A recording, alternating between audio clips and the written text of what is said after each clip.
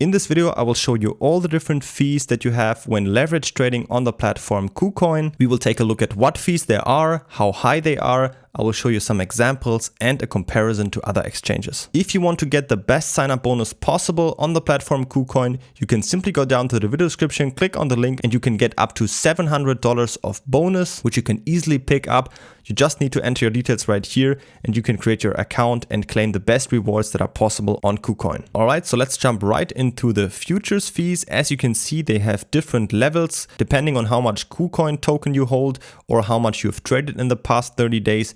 The fees can even get lower. But for this video, let's focus on the first level in which you start off. So first of all, there is the maker fee of 0.02%. Maker fee means that this fee is always important for you if you're using a limit order. So when trading, you have the option to select limit right here. Then you can set a certain price at which you want the order to be executed. So let's say you say, for example, at $40,000 or something.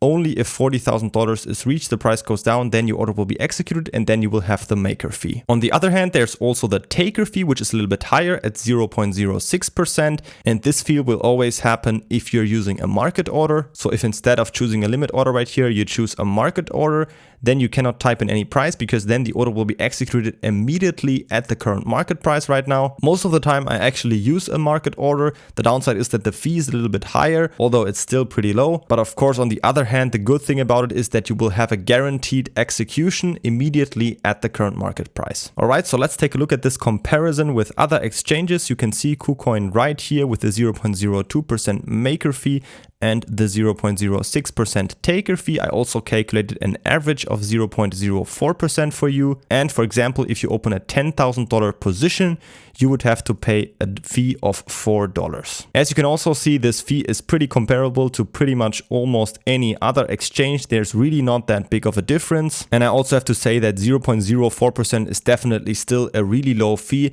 I mean, you know, the Bitcoin price can move up or down a few percent within a day. So 0.04% definitely doesn't really make that big of a difference. For example, if we have a $10,000 long position and the price only moves up 1 single percent, we would make $100 of profit. So these $4 don't really change anything. Also, another fee that you have is the so-called funding fee right here, which you can always see right here.